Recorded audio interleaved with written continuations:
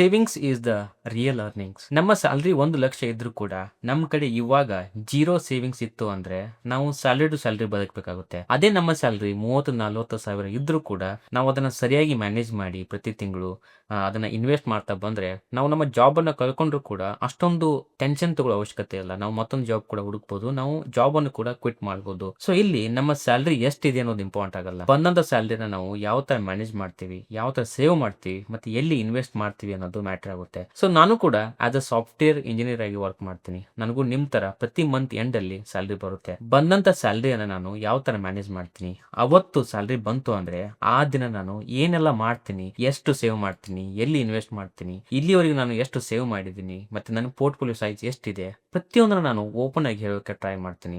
So ಇದು ನಿಮಗೆ definite ಆಗಿ ಹೆಲ್ಪ್ ಆಗುತ್ತೆ. ಸೊ ವಿಡಿಯೋನ ಕೊನೆವರೆಗೂ ನೋಡಿ. ಸ್ಯಾಲ್ರಿ ಬರೋ 1 ವಾರಕ್ಕಿಂತ ಮುಂಚೆ ನಾನೇನ್ ಮಾಡ್ತೀನಿ, ಬಂದಂತ ಸ್ಯಾಲ್ರಿಯನ್ನ ಎಲ್ಲಿ ಖರ್ಚು ಮಾಡಬೇಕು, ಎಷ್ಟು ಖರ್ಚು ಮಾಡ್ಬೇಕಂತ ಹೇಳಿ ಒಂದ್ ಕಡೆ ಬರೆದಿರ್ತೀನಿ. ನಾನು ಇದನ್ನ ಸಿಂಪಲ್ ಆಗಿ ಇಡೋದಕ್ಕೆ ಟ್ರೈ ಮಾಡ್ತೀನಿ. ನಾನು ಯಾವುದೇ ತರ ಸಾಫ್ಟ್ವೇರು, ಎಕ್ಸೆಲ್ ಶೀಟು, ಆಮೇಲೆ ಆಪ್ಸ್ ಯೂಸ್ ಮಾಡಲ್ಲ. ಬುಕ್ಸ್ ಪೆನ್ ಕೂಡ ನಾನು ಯೂಸ್ ಮಾಡಲ್ಲ. ನಾನು ಐಫೋನ್ ಯೂಸ್ ಮಾಡ್ತಾ ಇದ್ದೀನಿ. ಇದರಲ್ಲಿ ಆಪಲ್ ನೋಟ್ಸ್ ಬರುತ್ತೆ, ಫ್ರೀ ಸಾಫ್ಟ್ವೇರ್. ಸೊ ನಾನಲ್ಲಿ ಒಂದು ನೋಟ್ ಓಪನ್ ಮಾಡಿಬಿಟ್ಟು ರಫ್ ಆಗಿ ಬರಿತಾ ಹೋಗ್ತೀನಿ. ನೀವು ಆಂಡ್ರಾಯ್ಡ್ ಯೂಸ್ ಮಾಡ್ತಾ ಇದ್ದೀರಿ, ಗೂಗಲ್ ನೋಟ್ಸ್ ಕೂಡ ಯೂಸ್ ಮಾಡ್ಬೋದು. ಸೊ ನಾನು ನೆಕ್ಸ್ಟ್ ಮಂತ್ ಏನಿದೆ ಅಲ್ಲ, ಇವಾಗ ಅಕ್ಟೋಬರ್ ಎಂಡ್ಗೆ ಸ್ಯಾಲ್ರಿ ಬರುತ್ತೆ. ಬಂದಾಗ ನಾನು ಏನೇನು ಮಾಡ್ತೀನಿ ಅಂತ ಬರ್ದಿಟ್ಟಿದ್ದೀನಿ. This is just a reference number, ಓಕೆನಾ? This not real numbers, this not my real earnings also. So first ನಾನು ಇನ್ವೆಸ್ಟ್ಮೆಂಟ್ ಮಾಡ್ತೀನಿ, ಆಮೇಲೆ ಕ್ರೆಡಿಟ್ ಕಾರ್ಡ್ಸು, EMI ಎಷ್ಟು ಹೋಗಬೇಕು, ಎಮರ್ಜೆನ್ಸಿ ಫಂಡ್ಗೆ ನಾನು ಎಷ್ಟು ಇನ್ವೆಸ್ಟ್ ಮಾಡಬೇಕು, ನನ್ನ ಕಡೆ ನಾನು ಎಷ್ಟು ಇಟ್ಕೋಬೇಕು, ಫ್ರೆಂಡ್ಸ್ಗೆ ಎಷ್ಟು ಕೊಡಬೇಕು, ಏನೇನು ಇದೆ ಅಲ್ಲ ಪ್ರತಿಯೊಂದು ನಾನು ಇಲ್ಲಿ ಬರೆದಿಡ್ತೀನಿ. ಸೊ ಈ ತರ ಮಾಡಿದಾಗ ಏನಾಗುತ್ತೆ, ಸ್ಯಾಲ್ರಿ ಬಂದಾಗ ನನಗೆ ಕ್ಲಿಯರ್ ಐಡಿಯಾ ಇರುತ್ತೆ ನನ್ನ ಸ್ಯಾಲ್ರಿನ ನಾನು ಎಷ್ಟು ಖರ್ಚು ಮಾಡಬೇಕು, ಎಲ್ಲಿ ಖರ್ಚು ಮಾಡಬೇಕು ಅಂತ ಹೇಳಿ. ಇಲ್ಲ ಅಂದ್ರೆ ನಾವೇನ್ ಮಾಡ್ತೀವಿ, ಅನ್ನೆಸೆಸರಿ ಆಗಿ ನಮ್ಮ ಸ್ಯಾಲ್ರಿಯನ್ನ ಆ ಕಡೆ ಈ ಕಡೆ ಖರ್ಚು ಮಾಡಿಬಿಟ್ಟು ಒಂದೇ ವಾರದಲ್ಲಿ 2 ವಾರದಲ್ಲಿ ದುಡ್ಡನ್ನ ಖಾಲಿ ಮಾಡಿ ಬೇರೆಯವ್ರ ಕಡೆ ಲೋನ್ಸು, ಬೇರೆಯವ್ರ ಕಡೆ ಕೇಳ್ತಾ ಕೂತ್ಕೊಂಡ್ಬಿಡ್ತೀವಿ. ಸೊ ಅದು ಆಗಬಾರ್ದು ಅಂದ್ರೆ ಬಜೆಟಿಂಗ್ ಫಾಲೋ ಮಾಡಬೇಕು. ಬಜೆಟಿಂಗ್ ನನ್ನ ಲೈಫನ್ನು ಕಂಪ್ಲೀಟ್ ಚೇಂಜ್ ಮಾಡಿದೆ. ಒಂದ್ಸರಿ ಇದನ್ನ ಟ್ರೈ ಮಾಡಿ. ಸೊ ಇವಾಗ ಅಕ್ಟೋಬರ್ ಮಂತ್ ಬರ್ತಾ ಇದೆಯಲ್ಲ, ಅದಕ್ಕಿಂತ ಮುಂಚೆ ನೀವು ಬರ್ದಿಡಿ ಎಲ್ಲೆಲ್ಲಿ ಖರ್ಚು ಮಾಡಬೇಕು, ಎಷ್ಟೆಷ್ಟು ಖರ್ಚು ಮಾಡಬೇಕು ಅಂತ ಹೇಳಿ. ಸೊ ಇದೆಲ್ಲ ಬಜೆಟಿಂಗ್ ಆಯಿತು. ಬಟ್ ಇವಾಗ ನಾನು ಇಂಡಿವಿಜುವಲ್ ಕಂಪೋನೆಂಟ್ ಅನ್ನ ನಿಮ್ ಜೊತೆ ಡಿಸ್ಕಸ್ ಮಾಡ್ತೀನಿ, ನನ್ನ ದುಡ್ಡು ಎಲ್ಲೆಲ್ಲಿ ಹೋಗುತ್ತೆ ಅಂತ ಹೇಳಿ. ಫಸ್ಟ್ ಥಿಂಗ್, ನನ್ನ ಸ್ಯಾಲ್ರಿ ಬಂದಾಗ ನಾನು ಏನೂ ಮಾಡಲ್ಲ. ಯಾವುದೇ ಥರ ಬಿಲ್ ಪೇ ಮಾಡಲ್ಲ, ಯಾವುದೇ ಇನ್ಸೂರೆನ್ಸ್ ಬಿಲ್ ಪೇ ಮಾಡಲ್ಲ, ಫ್ರೆಂಡ್ಸಿಗೆ ಕೊಡಲ್ಲ, ಫ್ಯಾಮಿಲಿ ಕೊಡಲ್ಲ. First I make sure I pay my self. ನಾನು ಇವಾಗ ಸೇವ್ ಮಾಡಿಬಿಟ್ಟು ಫ್ಯೂಚರ್ಗೋಸ್ಕರ ಇನ್ವೆಸ್ಟ್ ಮಾಡ್ತೀನಿ. ನಾನೊಂದು ರೂಲನ್ನು ಫಾಲೋ ಮಾಡ್ತೀನಿ. ಮಿನಿಮಮ್ ನನ್ನ ಸ್ಯಾಲ್ರಿ ಎಷ್ಟಿದೆಯಲ್ಲ, ಮಿನಿಮಮ್ 50% ಆದರೂ ಕೂಡ ನಾನು ಇನ್ವೆಸ್ಟ್ ಮಾಡೇ ಮಾಡ್ತೀನಿ ಅಂತ ಹೇಳಿ ನಾನು ಪ್ರಾಮಿಸ್ ಮಾಡ್ಕೊಂಡಿದ್ದೀನಿ. ಅದು ಯಾವುದೇ ಟೈಮ್ ಬರಲಿ, ಏನೇ ಇರಲಿ, ನನ್ನ ಕಡೆ ಎಷ್ಟೇ ಸಾಲ ಇದ್ದರೂ ಕೂಡ ನಾನು 50% ನಾನು ಇನ್ವೆಸ್ಟ್ ಮಾಡೇ ಮಾಡ್ತೀನಿ. ಫಾರ್ ಎಕ್ಸಾಂಪಲ್, ನನ್ನ ಸ್ಯಾಲ್ರಿ 50,000 ಇತ್ತು ಅಂದರೆ ನನ್ನ ಸ್ಯಾಲ್ರಿ ನಾನು 25,000 ಅಷ್ಟೇ ಇದೆ ಅಂತ ಹೇಳಿ ಕನ್ಸಿಡರ್ ಮಾಡ್ತೀನಿ.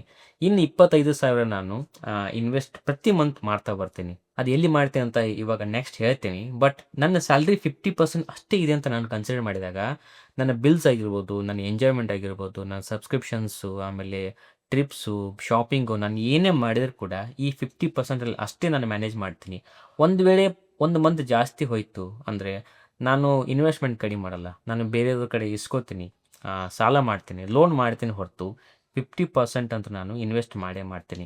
ಈ ಥರ ನಾವು ಒಂಥರ ಪ್ರಾಮಿಸ್ ಮಾಡಿದಾಗ ಒಂದು ಡಿಸಿಪ್ಲಿನ್ ಆಟೋಮೆಟಿಕ್ ಆಗಿ ಕ್ರಿಯೇಟ್ ಆಗುತ್ತೆ. ಸೊ ದಿಸ್ ರೂಲ್ ನನಗೆ ಸಿಕ್ಕಾಪಟ್ಟೆ ಹೆಲ್ಪ್ ಮಾಡ್ತಾ ಇದೆ. ಆ 50% ಎಲ್ಲಿ ಇನ್ವೆಸ್ಟ್ ಮಾಡ್ತೀನಿ, ನಿಮ್ಗೆ ಆಲ್ರೆಡಿ ಗೊತ್ತು. ನಾನು ಪ್ರತಿ ಮಂತು ಇಂಡಿವಿಜುವಲ್ ಸ್ಟಾಕಲ್ಲಿ ಇನ್ವೆಸ್ಟ್ ಮಾಡ್ತೀನಿ ಅಂತ ಹೇಳಿ. ನಾನು ಪ್ರತಿ ಮಂತು ಫಸ್ಟ್ ಡೇಟ್ಗೆ ಅಥವಾ 31st ಡೇಟ್ಗೆ ಸ್ಯಾಲ್ರಿ ಆಗುತ್ತಲ್ಲ, ಫಸ್ಟ್ ನಾನು 30,000, 40,000, 50,000 ಅದು ಎಷ್ಟಾಗುತ್ತೆ 50% ಆಫ್ ಮೈ ಸ್ಯಾಲ್ರಿ ನಾನು ಗ್ರೋ ವಾಲೆಟ್ಗೆ ಮೂವ್ ಮಾಡ್ತೀನಿ. ಅವಾಗ ಆ ದಿನ ಯಾವುದಾದ್ರೂ ಸ್ಟಾಕ್ಸು ನನ್ನ ಪೋರ್ಟ್ಫೋಲಿಯೋದಲ್ಲಿ ಇರುವಂಥ ಸ್ಟಾಕ್ಸ್ಗಳು ಡೌನ್ ಆಗಿತ್ತು ಅಂದರೆ ನಾನು ಅವತ್ತು ಇನ್ವೆಸ್ಟ್ ಮಾಡ್ತೀನಿ. ಇಲ್ಲ ಅಂದರೆ ನಾನು ಜಸ್ಟ್ ಗ್ರೋ ವಾಲೆಟಲ್ಲಿ ಇಟ್ಕೊಂಡು ವೇಟ್ ಮಾಡ್ತೀನಿ ನನ್ನ ಸ್ಟಾಕ್ಸು ಕೆಳಗಡೆ ಬರೋವರೆಗೂ. ಯಾವಾಗ ಸ್ಟಾಕ್ಸ್ಗಳು ಕೆಳಗಡೆ ಬರುತ್ತೆ ಅವಾಗ ಮಾತ್ರ ಇನ್ವೆಸ್ಟ್ ಮಾಡ್ತೀನಿ ಹೊರತು ನಾನು ಎಕ್ಸೈಟ್ಮೆಂಟ್ ಆಗಿಬಿಟ್ಟು ಸ್ಟಾಕ್ಸ್ ಮೇಲೆ ಇದ್ರೂ ಕೂಡ ಫಸ್ಟ್ ಡೇಟ್ಗೆ ಇನ್ವೆಸ್ಟ್ ಮಾಡಬೇಕು, ಸೆಕೆಂಡ್ ಡೇಟ್ಗೆ ಇನ್ವೆಸ್ಟ್ ಮಾಡಬೇಕು ಅಂತ ಹೇಳಿ ನಾನು ಯಾವುದೇ ಥರ ರೂಲ್ ಫಾಲೋ ಮಾಡಲ್ಲ. ಸ್ಟಾಕ್ಸ್ ಕೆಳಗಡೆ ಬಂತು ಅಂದರೆ ಮಾತ್ರ ನಾನು ಇನ್ವೆಸ್ಟ್ ಮಾಡ್ತೀನಿ. ಸೊ ಆ ಥರ ಮಾಡ್ತಾ ಮಾಡ್ತಾ ನನ್ನ ಪೋರ್ಟ್ಫೋಲಿಯೋ ಸೈಜ್ ಇವಾಗ 4 ಲಕ್ಷ. ನನ್ನ ಕಡೆ ಇವಾಗ ಆಲ್ಮೋಸ್ಟ್ 7 ಸ್ಟಾಕ್ಸ್ ಇದೆ, ಓಕೆನಾ? ಆಲ್ಮೋಸ್ಟ್ 7 ಸ್ಟಾಕ್ಸ್ ಕೂಡ ಲಾರ್ಜ್ ಕ್ಯಾಪ್ ಸ್ಟಾಕ್ಸ್,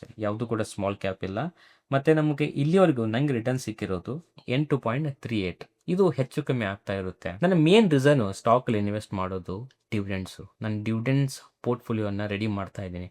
ಯಾವ ಥರ ಅಂದರೆ ಪ್ರತಿ ಮಂತು ನಾನು ಏನೂ ಕೆಲಸ ಮಾಡದೇ ಇದ್ರೂ ಕೂಡ ಡಿವಿಡೆಂಟ್ ಮುಖಾಂತರ ನನಗೆ ಇನ್ಕಮ್ ಕ್ರಿಯೇಟ್ ಆಗೋ ಥರ ನಾನು ಪೋರ್ಟ್‌ಫೋಲಿಯೋನ ರೆಡಿ ಮಾಡ್ತಾ ಇದ್ದೀನಿ. ಅದ್ರ ಸಲುವಾಗಿ ನಾನು ಪ್ರತಿ ಮಂತು ಇನ್ವೆಸ್ಟ್ ಮಾಡ್ತಾ ಇರೋದು. ಸೊ ಈ ಡಿವಿಡೆಂಟ್ ಪೋರ್ಟ್‌ಫೋಲಿಯೋ ಬಗ್ಗೆ ನಾನು ಇನ್ ಡೀಟೇಲ್ ಆಗಿ ಕಮಿಂಗ್ ಡೇಸಲ್ಲಿ ನಾನು ವಿಡಿಯೋ ಮಾಡ್ತೀನಿ. ಸೊ ಫಸ್ಟ್ ಇನ್ವೆಸ್ಟ್‌ಮೆಂಟ್ ಅಂತ ಹೇಳಿ ನನ್ನ 50% ಆಫ್ ಮೈ ಸ್ಯಾಲರಿಯನ್ನು ನಾನು ಎತ್ತಿಟ್ಬಿಟ್ಟು ಇನ್ವೆಸ್ಟ್ ಮಾಡ್ತೀನಿ.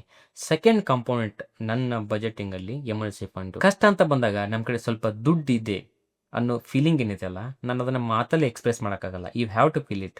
ನಮ್ಮ ಕಡೆ 5,000, 10,000, 50,000, 1,00,000 ಒಂದು ಕಡೆ ಇದೆ. ನಮ್ಮ ಕಷ್ಟ ಅಂತ ಬಂದರೆ ನಾವು ಇದನ್ನು ಯೂಸ್ ತಗೋಬೋದು ಅನ್ನೋ ಫೀಲಿಂಗ್ ಏನಿದೆಯಲ್ಲ, ಅದೊಂದು ಡಿಫ್ರೆಂಟ್ ಕಾನ್ಫಿಡೆನ್ಸ್ ಕೊಡುತ್ತೆ ನಮ್ಮ ಲೈಫಲ್ಲಿ. ನಾನು ಎಮರ್ಜೆನ್ಸಿ ಫಂಡಿಗೆ ಅಂತ ಹೇಳಿ ಪ್ರತಿ ತಿಂಗಳು ಸ್ವಲ್ಪ ಸ್ವಲ್ಪ ಎಷ್ಟಾಗುತ್ತೆ ಅಷ್ಟು 100 ಆಗಿರ್ಬೋದು, 500 ಆಗಿರ್ಬೋದು, 1,000, 10,000 ಎಷ್ಟಾಗುತ್ತೆ ಅಷ್ಟು ನಾನು ಪ್ರತಿ ಮಂತು ಸೇವ್ ಮಾಡ್ತಾ ಬರ್ತಿದ್ದೀನಿ. ಇದನ್ನು ನಾನು ಸೇವಿಂಗ್ಸ್ ಅಕೌಂಟಲ್ಲಿ ಇಟ್ಕೊಳ್ಳಲ್ಲ. ಸೇವಿಂಗ್ಸ್ ಅಕೌಂಟಲ್ಲಿ 3-4% ರಿಟರ್ನ್ ಸಿಗುತ್ತೆ. ನಾವು ಇನ್ಫ್ಲೇಷನ್ ಕೂಡ ಬೀಟ್ ಮಾಡೋಕ್ಕಾಗಲ್ಲ. ಆಮೇಲೆ ಈಸಿ ಆಕ್ಸೆಸ್ ಇರುತ್ತೆ. ಇವಾಗ ನಾವು ಬ್ಯಾಂಕ್ ಅಕೌಂಟನ್ನು UPI ಲಿಂಕ್ ಮಾಡ್ಬೋದು, ಡೆಬಿಟ್ ಕಾರ್ಡ್ ಇರುತ್ತೆ. ಸೊ ಹೀಗಾಗಿ ನಾವು ಅನ್ನೆಸೆಸರಿ ಗ್ಯಾಜೆಟ್ ಬೈ ಮಾಡಬೇಕಾದ್ರೆ ನಮ್ಗೆ ಈಸಿ ಆಕ್ಸೆಸ್ ಇರೋದ್ರಿಂದ ಅದು ಖರ್ಚಾಗಿಬಿಡುತ್ತೆ ನಮಗೆ ಗೊತ್ತಿಲ್ಲದಂಗೆ. ಸೊ ನಾನೇನು ಮಾಡ್ತೀನಿ, ಇದನ್ನು ಆನ್ಲೈನ್ ಫಿಕ್ಸ್ ಡಿಪಾಸಿಟ್ ಮಾಡ್ತೀನಿ. ಇದಕ್ಕಾಗಿ ನಾನು ಸ್ಟೇಬಲ್ ಮನಿ ಆ್ಯಪನ್ನು ಯೂಸ್ ಮಾಡ್ತೀನಿ. ಸ್ಟೇಬಲ್ ಮನಿ ನಮಗೆ ಆನ್ಲೈನ್ ಫಿಕ್ಸ್ ಡಿಪಾಸಿಟ್ ಮಾಡೋಕ್ಕೆ ಹೆಲ್ಪ್ ಮಾಡುತ್ತೆ. ಜೊಮ್ಯಾಟೊ ಯಾವ ಥರ ಕಸ್ಟಮರ್ಗೆ ಮತ್ತು ಹೋಟ್ಲಿಗೆ ಕನೆಕ್ಟ್ ಮಾಡಿಕೊಡುತ್ತೆ, ಅದೇ ಥರ ಸ್ಟೇಬಲ್ ಮನಿ ನಮಗೆ ಮತ್ತು ಬ್ಯಾಂಕ್ಗೆ ಕನೆಕ್ಟ್ ಮಾಡಿಕೊಡುತ್ತೆ. ಗುಡ್ ಥಿಂಗ್ ಏನಂದರೆ, ಫಿಕ್ಸ್ ಡಿಪಾಸಿಟ್ ಮಾಡಬೇಕಾದ್ರೆ ಆ ಬ್ಯಾಂಕ್ಗಳಲ್ಲಿ ನಾವು ಸೇವಿಂಗ್ಸ್ ಅಕೌಂಟ್ ಓಪನ್ ಮಾಡೋ ಅವಶ್ಯಕತೆ ಇಲ್ಲ. ನಾವು ಡೈರೆಕ್ಟಾಗಿ FD ಮಾಡ್ಬೋದು. ಮತ್ತು ಆಲ್ಮೋಸ್ಟ್ ಎಲ್ಲ ಬ್ಯಾಂಕ್ಗಳು RBI ಇನ್ಸೂರ್ಡ್ ಬ್ಯಾಂಕ್ಸ್ ಇರುತ್ತೆ ಸ್ಟೇಬಲ್ ಮನಿ ಆ್ಯಪಲ್ಲಿ. ಸೊ ಆಲ್ಮೋಸ್ಟ್ 100% ಸೇಫ್ ಅಂತ ಕೂಡ ಅನ್ಬೋದು. ಏನೇ ಇಶ್ಯೂ ಆದರೂ ಕೂಡ ಅಪ್ ಟು 5 ಲಕ್ಷವರೆಗೂ ಖುದ್ದಾಗಿ RBI ಅವರೇ ಇನ್ಸೂರೆನ್ಸ್ ಕೊಡುತ್ತೆ. ಮೋರ್ ಇಂಪಾರ್ಟೆಂಟ್ಲಿ ನನಗೆ 2 ಥಿಂಗ್ಸ್ ಸಿಕ್ಕಾಪಟ್ಟೆ ಇಷ್ಟ ಆಯಿತು ಸ್ಟೇಬಲ್ ಮನಿಯಲ್ಲಿ FD ಮಾಡೋಕ್ಕೆ. ಒಂದು, ರಿಟರ್ನ್ ಕಂಪೇರಿಟಿವ್ಲಿ ಜಾಸ್ತಿ ಕೊಡುತ್ತೆ. ನಾವು ಟಿಪಿಕಲ್ FD ನಾವು ನಮ್ಮ ನ್ಯಾಷನಲೈಸ್ ಬ್ಯಾಂಕ್ ನೋಡಿದ್ರೆ 6%, 5% ಈ ಥರ ಕೊಡ್ತಾರೆ. ಬಟ್ ಇಲ್ಲಿ 8%, 9% ವರೆಗೂ ಇಲ್ಲಿ FD ನಮಗೆ ಸಿಗುತ್ತೆ. ಅದಾದಮೇಲೆ ಇನ್ಸ್ಟಂಟ್ ವಿಡ್ರಾವಲ್ ಇರುತ್ತೆ. ಎಮರ್ಜೆನ್ಸಿ ಫಂಡ್ ನಾವು ಏನಕ್ಕೆ ಕ್ರಿಯೇಟ್ ಮಾಡೋದಂದರೆ, ಎಮರ್ಜೆನ್ಸಿ ಟೈಮಲ್ಲಿ ನಮಗೆ ಹೆಲ್ಪ್ ಆಗಲಿ ಅಂತ ಹೇಳಿ. ನಾವು ಇವಾಗ ವಿಡ್ರಾ ಮಾಡಿ ನಾಳೆ ನಾಡಿದ್ದು ನಮಗೆ ದುಡ್ಡು ಸಿಕ್ಕರೆ ಅದು ಯೂಸ್ ಆಗಲ್ಲ. ಬಟ್ ಇಲ್ಲಿ ಇನ್ಸ್ಟಂಟ್ ವಿಡ್ರಾವಲ್ ಇದೆ. ಆಮೇಲೆ ನಾವು FD ಯಾವಾಗ ಬೇಕು ಆವಾಗ ಬ್ರೇಕ್ ಮಾಡಿದ್ರು ಕೂಡ ಯಾವುದೇ ಕೂಡ ಫೀಸ್ ಇಲ್ಲ. ಸೊ ನನಗೆ ಪರ್ಸ್ನಲಾಗಿ ಸ್ಟೇಬಲ್ ಮನಿ ಸಿಕ್ಕಾಪಟ್ಟೆ ಹೆಲ್ಪ್ ಮಾಡಿದೆ. ನಿಮಗೂ ಕೂಡ ಹೆಲ್ಪ್ ಮಾಡುತ್ತೆ. ನಾನು ಪರ್ಸ್ನಲಾಗಿ ಯೂಸ್ ಮಾಡೋದ್ರಿಂದ ನಾನು ನಿಮಗೆ ರೆಕಮೆಂಡ್ ಮಾಡ್ತಾ ಇದ್ದೀನಿ. ಸೊ ಲಿಂಕ್ ಕೆಳಗಡೆ ಇದೆ, ಒಂದ್ಸರಿ ಚೆಕ್ ಮಾಡಿ. ಸೊ ಪ್ರತಿ ಮಂತ್ ನಾನು ನನ್ನ ಕಡೆ ಎಷ್ಟಾಗುತ್ತೆ ಅಷ್ಟು ಸ್ವಲ್ಪನೇ ದುಡ್ಡು ಸೇವ್ ಮಾಡಿಬಿಟ್ಟು ಸೇವಿಂಗ್ಸ್ ಅಕೌಂಟಲ್ಲಿ ಎತ್ತಿಡ್ತೀನಿ. ಸೊ ಆ ದುಡ್ಡು ಕಲೆಕ್ಟ್ ಆದಮೇಲೆ ಅದನ್ನು ಹೋಗಿ FD ಮಾಡ್ತೀನಿ. ಇದನ್ನು ನಾನು ಎಕ್ಸೆಲಲ್ಲಿ ಕೂಡ ಟ್ರ್ಯಾಕ್ ಮಾಡ್ತೀನಿ. ನೀವು ನೋಡ್ತಾ ಇರ್ಬೋದು, ಪ್ರತಿ ಮಂತ್ ನಾನು ಎಷ್ಟು ಡಿಪಾಸಿಟ್ ಮಾಡ್ತೀನಿ, ಎಷ್ಟು ವಿಡ್ರಾ ಮಾಡ್ತೀನಿ, ಡಿಪಾಸಿಟ್ಗೆ ಮತ್ತು ವಿಡ್ರಾಗೆ ಏನು ರೀಸನ್ನು, ಆಮೇಲೆ ಇದನ್ನು ಗ್ರಾಫಲ್ಲಿ ನೋಡೋದೇ ಒಂಥರ ಮಜಾ. ಸೊ ನೀವು ಕೂಡ ಟ್ರ್ಯಾಕ್ ಮಾಡಿ. ನಾವು ಎಲ್ಲಿವರೆಗೂ ಟ್ರ್ಯಾಕ್ ಮಾಡಲ್ಲ ನಮ್ಮ ಪ್ರೋಗ್ರೆಸ್ಸನ್ನು, ನಮ್ಮ ಇನ್ವೆಸ್ಟ್ಮೆಂಟನ್ನು, ನಮ್ಮದು ಗ್ರೋ ಆಗ್ತಾ ಇದೆಯಾ ಅಥವಾ ಫೇಲ್ ಆಗ್ತಿದೆ ಅನ್ನೋದು ಗೊತ್ತಾಗಲ್ಲ. So tracking is very important. ಆಮೇಲೆ ಬಿಲ್ಸು. ನಾನು ಬಿಲ್ಸ್ಗೆ ಅಂತ ಹೇಳಿ ಸಪ್ರೇಟಾಗಿ ಏನು ದುಡ್ಡನ್ನು ಎತ್ತಿಡಲ್ಲ. ಏನಕ್ಕೆ ಅಂದರೆ, ನಾನು ಬಿಲ್ಸ್ಗೆ ಮತ್ತು ಮಿಸಲೇನಿಯಸ್ ಎಕ್ಸ್ಪೆನ್ಸ್ಗೆ ನಾನು ಕ್ರೆಡಿಟ್ ಕಾರ್ಡ್ ಯೂಸ್ ಮಾಡ್ತೀನಿ. ನನ್ನ ಅಕೌಂಟನ್ನು ಕ್ಲೀನಾಗಿಡೋಕ್ಕೆ. ನಾನು ಮೊದಲು ಏನು ಮಾಡ್ತಾ ಇದ್ದೆ, ಬ್ಯಾಂಕ್ ಅಕೌಂಟನ್ನು UPI ಲಿಂಕ್ ಮಾಡಿಬಿಟ್ಟು ಪ್ರತಿಯೊಂದು ಕಡೆ ನಾನು ಬ್ಯಾಂಕ್ ಅಕೌಂಟನ್ನೇ ಯೂಸ್ ಮಾಡ್ತಾ ಇದ್ದೆ. ಸೊ ಇದರಿಂದ ನಂಬರ್ ಆಫ್ ಟ್ರಾನ್ಸಾಕ್ಷನ್ ಬ್ಯಾಂಕ್ ಅಕೌಂಟಲ್ಲಿ, ಬ್ಯಾಂಕ್ ಪಾಸ್ಬುಕ್ಕಲ್ಲಿ ಜಾಸ್ತಿ ಆಗ್ತಾ ಇತ್ತು. ಅದ್ರ ಸಲುವಾಗಿ ನಾನು ಎಲ್ಲಿ ಆಗುತ್ತೆ, ಎಷ್ಟು ಜಾಗದಲ್ಲಿ ಕ್ರೆಡಿಟ್ ಕಾರ್ಡ್ ಅಕ್ಸೆಪ್ಟ್ ಆಗುತ್ತೆ, ನಾನು ಕ್ರೆಡಿಟ್ ಕಾರ್ಡ್ ಯೂಸ್ ಮಾಡ್ತೀನಿ. ಮತ್ತು ಇನ್ನೊಂದು ಹೆಲ್ಪ್ ಏನಾಗುತ್ತೆ ಅಂದರೆ, ಕ್ರೆಡಿಟ್ ಕಾರ್ಡ್ ಕಂಪ್ನಿಗಳು ನಮಗೆ ಕ್ಯಾಶ್ ಬ್ಯಾಕ್ ಕೊಡುತ್ತೆ, ಆಮೇಲೆ ರಿವಾರ್ಡ್ಸ್ ಕೊಡುತ್ತೆ. ನಾನು 2 ಕ್ರೆಡಿಟ್ ಕಾರ್ಡ್ ಯೂಸ್ ಮಾಡ್ತೀನಿ. ಒಂದು HDFC ಮಿಲಿಯನಿಯರ್ ಕ್ರೆಡಿಟ್ ಕಾರ್ಡು, ಆಮೇಲೆ HDFC ರೂಪೇ ಕ್ರೆಡಿಟ್ ಕಾರ್ಡು. ಎಲ್ಲೆಲ್ಲಿ ಕ್ರೆಡಿಟ್ ಕಾರ್ಡ್ ಅಕ್ಸೆಪ್ಟ್ ಆಗುತ್ತೆ, ಸ್ವೈಪ್ ಮಾಡೋ ಆಪ್ಷನ್ ಇರುತ್ತೆ, ನಾನು HDFC ಮಿಲಿಯನಿಯರ್ ಯೂಸ್ ಮಾಡ್ತೀನಿ. ಎಲ್ಲೆಲ್ಲಿ ಆಪ್ಷನ್ ಇರಲ್ಲ, QR ಕೋಡ್ ಇರುತ್ತೆ, ಅಲ್ಲಿ ನಾನು ರೂಪೇ ಕ್ರೆಡಿಟ್ ಕಾರ್ಡ್ ಯೂಸ್ ಮಾಡ್ತೀನಿ. ರೂಪೇ ಕ್ರೆಡಿಟ್ ಕಾರ್ಡನ್ನು ನಾನು ಫೋನ್ಪೇದಲ್ಲಿ ಲಿಂಕ್ ಮಾಡಿ ಇಟ್ಕೊಂಡಿದ್ದೀನಿ. ಸೊ ನಾನು ಈಸಿಯಾಗಿ ಸ್ಕ್ಯಾನ್ ಮಾಡಿಬಿಟ್ಟು ಕ್ರೆಡಿಟ್ ಕಾರ್ಡಿಂದ ನಾನು ಪೇ ಮಾಡ್ಬೋದು.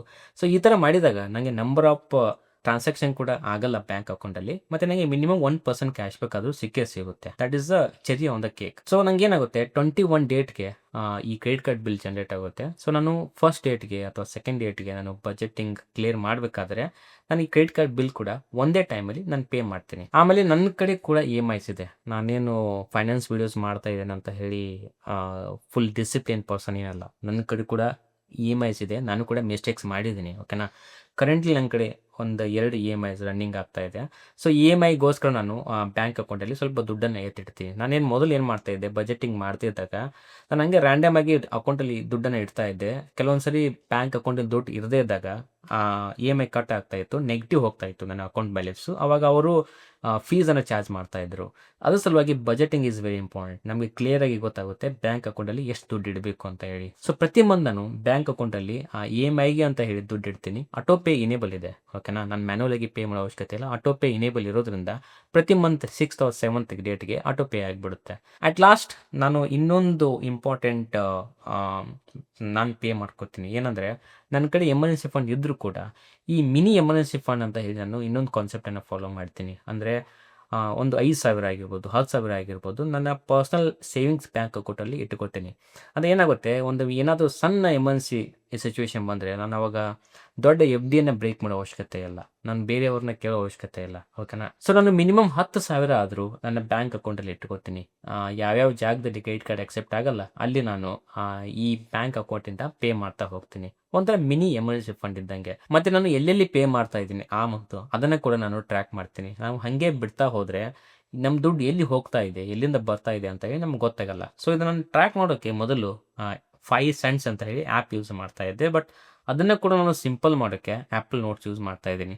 ಒಂದು ರೆಫರೆನ್ಸ್ ತೋರಿಸ್ತೀನಿ ನಾನು ಯಾವ ಥರ ಟ್ರ್ಯಾಕ್ ಮಾಡ್ತೀನಿ ನಾನು ಎಕ್ಸ್ಪೆನ್ಸ್ ಅಂತ ಹೇಳಿ. ಅದಕ್ಕೂ ಕೂಡ ಒಂದು ಸಪ್ರೇಟ್ ಫೋಲ್ಡರ್ ಇದೆ, ಎಕ್ಸ್ಪೆನ್ಸ್ ಟ್ರ್ಯಾಕರ್ ಅಂತ ಹೇಳಿ. ನೀವು ನೋಡ್ಬೋದು ಲಾಸ್ಟ್ ಮಂತ್ ಸೆಪ್ಟೆಂಬರಲ್ಲಿ ಇದು ಕೂಡ ರಫ್ ನಂಬರ್ಸ್. ಓಕೆನಾ? This are not real numbers. ನಿಮಗೆ ತೋರಿಸೋಗೋಸ್ಕರ ನಾನು ಸ್ವಲ್ಪ ನಂಬರ್ಸನ್ನು ಚೇಂಜ್ ಮಾಡಿದ್ದೀನಿ. ಸೊ ಲಾಸ್ಟ್ ಮಂತ್ ಸೆಪ್ಟೆಂಬರಲ್ಲಿ ನನ್ನ ಎಕ್ಸ್ಪೆನ್ಸ್ ಯಾವ ಥರ ಇತ್ತು, ನಾನು ಯಾವ ಥರ ಬರೆದಿದ್ದೀನಿ ಅಂತ ಹೇಳಿ ನೋಡ್ಬೋದು. ನನಗೆ ಡೇಟ್ ಅವಶ್ಯಕತೆ ಇಲ್ಲ, ಆಮೇಲೆ ಅಷ್ಟೊಂದು ಲೆಂದಿ ಡಿಸ್ಕ್ರಿಪ್ಷನ್ ಅವಶ್ಯಕತೆ ಇಲ್ಲ. ದುಡ್ಡು ಎಲ್ಲಿ ಹೋಗ್ತಾ ಇದೆ, ಆಮೇಲೆ 50, 100 ರೂಪಾಯಿ ಈ ಥರ ಟ್ರ್ಯಾಕ್ ಮಾಡೋ ಅವಶ್ಯಕತೆ ಇಲ್ಲ. ದೊಡ್ಡ ಅಮೌಂಟ್ ಏನಿದೆಯಲ್ಲ ಅದನ್ನಷ್ಟು ನಾನು ಟ್ರ್ಯಾಕ್ ಮಾಡ್ತೀನಿ. ಸೆಪ್ಟೆಂಬರ್ ಮಂತಲ್ಲಿ ನಾನು ಈ ಥರ ಟ್ರ್ಯಾಕ್ ಮಾಡಿದ್ದೀನಿ, ಆಮೇಲೆ ಅಕ್ಟೋಬರ್ ಮಂತಲ್ಲಿ ಈ ಥರ ಟ್ರ್ಯಾಕ್ ಮಾಡಿದ್ದೀನಿ. ಸೊ ನಾನು ಈ ಥರ ಟ್ರ್ಯಾಕ್ ಮಾಡ್ತಾ ಹೋಗ್ತೀನಿ. ಇದರಿಂದ ನಂಗೆ ಏನಾಗುತ್ತೆ, ದುಡ್ಡು ಎಲ್ಲಿ ಹೋಗ್ತಾ ಇದೆ ಅಂತ ಹೇಳಿ ಒಂದು ಕ್ಲಿಯರ್ ಐಡಿಯಾ ಇರುತ್ತೆ. ಇದರಿಂದ ನಮಗೇನು ದೊಡ್ಡದಾಗಿ ಏನು ಸಿಗಲ್ಲ, ಬಟ್ ಅಟ್ಲೀಸ್ಟ್ ನಮಗೊಂದು ಐಡಿಯಾ ಇರುತ್ತೆ. ಮತ್ತು ನಾನು ಇದನ್ನು ಎಷ್ಟು ಸಿಂಪಲ್ ಆಗುತ್ತೆ ಅಷ್ಟು ಸಿಂಪಲ್ ಇಟ್ಕೊಂಡಿದ್ದೀನಿ ಇದನ್ನು ಟ್ರ್ಯಾಕ್ ಮಾಡೋದು. ನಾವು ಜಾಸ್ತಿ ಕಾಂಪ್ಲೆಕ್ಸ್ ಮಾಡಿದರೆ ಟ್ರ್ಯಾಕ್ ಮಾಡೋದು ಹಾರ್ಡ್ ಆಗುತ್ತೆ. ನಮ್ಮ ಲೈಫ್ ಆಗಿರ್ಬೋದು ಮತ್ತು ನಮ್ಮ ಫೈನಾನ್ಸ್ ಆಗಿರ್ಬೋದು ಎಷ್ಟು ಸಿಂಪಲ್ ಆಗುತ್ತೆ ಅಷ್ಟು ಸಿಂಪಲ್ ಇಟ್ಕೊಂಡ್ರೇ ಒಳ್ಳೆಯದು. ನಾನು ನಿಮಗೆ ಮತ್ತೆ ಹೇಳ್ತಾ ಇದ್ದೀನಿ, ನಮ್ಮ ಸ್ಯಾಲ್ರಿ 1 ಲಕ್ಷ 2 ಲಕ್ಷ ಇದ್ದರೂ ನಮ್ಮ ಕಡೆ ಸೇವಿಂಗ್ಸ್ 0 ಇತ್ತು ಅಂದರೆ ಏನೂ ಯೂಸ್ ಇಲ್ಲ. ನಾವು ಸ್ಯಾಲ್ರಿ ಟು ಸ್ಯಾಲ್ರಿ ಬದುಕಬೇಕಾಗುತ್ತೆ. ಸೊ ಎಷ್ಟು ಬೇಗ ಆಗುತ್ತೆ ಅಷ್ಟು ಬೇಗ ಸೇವಿಂಗ್ಸ್ ಮಾಡಿ ಇನ್ವೆಸ್ಟ್ ಮಾಡೋಕ್ಕೆ ಟ್ರೈ ಮಾಡಿ. Savings is the real earnings. ಮತ್ತೆ ಸಿಗುವ.